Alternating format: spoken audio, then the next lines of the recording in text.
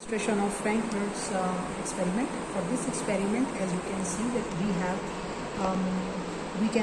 we have a supply unit, Frank Hertz supply unit, and here we have a Frank Hertz tube, which is in the form of a discharge tube. I will explain how it works in this video. And here is the block diagram, which is explaining the connections. And there are three. You can see that there are three power supplies which are operating in this circuit. And those power supplies are installed in this control unit, or we call it a supply unit. And I will also show you that how we set the values of these supplies. So before making the settings, let me explain you that how it works. Frank and Hertz were two scientists who basically demonstrated that the energy levels which were predicted earlier on by Bohr atomic model are quantized.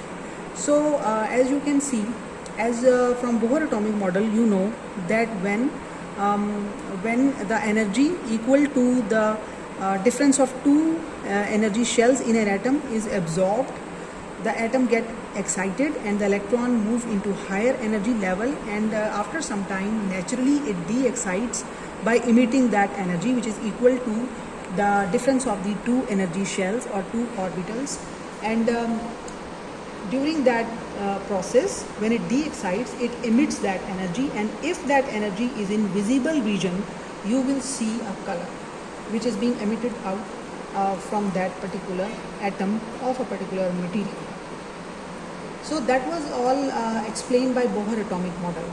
And Frank and Hertz were two scientists who gave experimental verification of Bohr atomic model by designing an experiment in which they experimentally proved that if we supply energy to a system, to a system, for example, a neon gas or a mercury in the form of vapors, we can show how the excitation has taken place in the laboratory, and we can prove that actually the material which is emitting that visible light in our experiment has discrete energy level. So you know that if we are providing that energy using a battery, using an electrostatic potential, then and if that energy is equal to its first excitation, for example, the energy, the transition which takes place from the K shell, for example, from K shell to the very next shell, that can be your first excitation, or to the outermost orbit, as you can rate it, and that would be your first excitation station. And then when it will correspondingly de-excite, it will emit light, or it will emit a radiation equal to with the energy difference equal to those energy shells. So it means that would be your first excitation potential, and then if it is taking place from the second shell, it will be second excitation potential, and so on. So for this they used, and here we also are going to use the same arrangement that Frank and Hertz both used, and that is a discharge tube. And in that discharge tube we have a gaseous neon, basically a low pressure gas which is filled in this glass tube, and it is easy to excite it at lower potentials.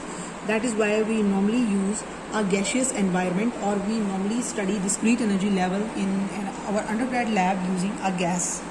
So here neon, as you know that neon has a characteristic red color for its first excitation. And how that discharge tube work, here this block diagram tells you that we have a filament, that is a cathode, and that cathode is being heated by again a voltage source, electrically heated, and that voltage source is from 0 to 5 volt, and that voltage is denoted as U1 in our experiment. So we have to preheat it. Just like an oven, we have to preheat it for some time before performing our experiment. We must switch it on 10 or 15 minutes earlier before we start our experiment, as we have done, so that the cathode is properly heated, or the filament is properly heated and start emitting electrons. And here you can see that there are grid-like structures, porous structures, and which are these are known as grids. And when the electrons they come out of this discharge tube source, which is the filament, they come out from the filament or the cathode. Those electrons which are thermionically emitted, they move toward the anode. So that is the basic principle of the discharge tube. And if we have neon gas filled in, then in their path they will excite the neon gas atoms, because they will strike and they will have inelastic collision in which momentum and kinetic energy are not conserved. So during that collision they will impart their energy to the neon atoms, and those atoms might get excited. So if this happens by the accelerating voltage present between cathode and anode, right? So it means that this is the accelerating voltage which we have to sort of control here. And this voltage, as you can see, we can set from 0 to 80 volt. Now there is again you see another battery, which is a U3, and it is, as you can see, that it is connected such that its negative side is connected to the positive side, that is the anode, and that is the cathode.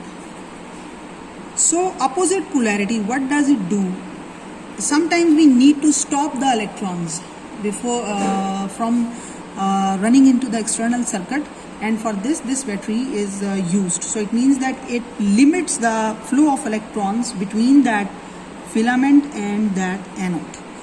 So once we set this battery, we will not further change the value of this battery, but this accelerating field, that we are going to change, because this field is going to provide the electrons moving inside this glass tube, which are going to strike from with the neon atoms, and they are going to excite the neon atoms if the excitation potential is achieved.